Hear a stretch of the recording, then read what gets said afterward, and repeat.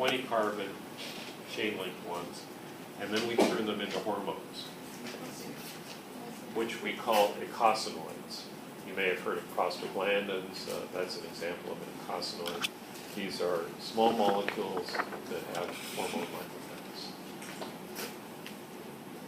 What's this omega-3 stuff all about?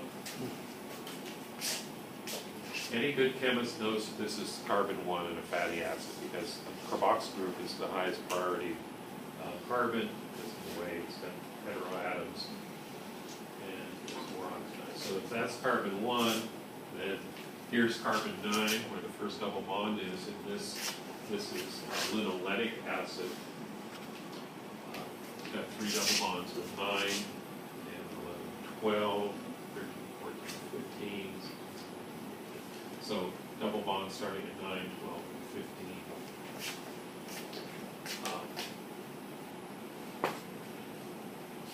There wouldn't be such a thing as an omega-3, omega-6 fatty acid were it not for nutritional discoveries that found that it was important to have double bonds near the end of fatty acids. So an organic chemist looking at that would talk about that being a unsaturation, a point of unsaturation of carbon 15.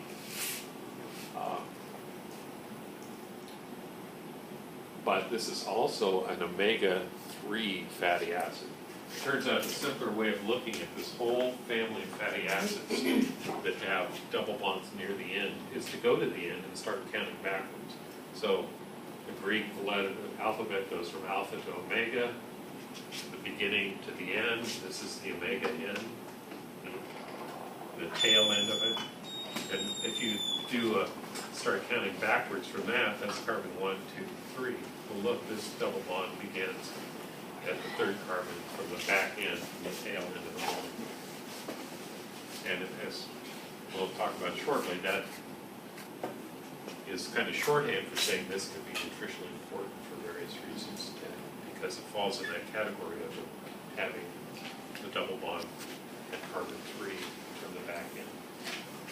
If this was a 16 carbon atom of fatty acid, took those 2 away, it would be the same thing. We would be looking 3N. If it was 20 carbon, it would be important if it was 3N.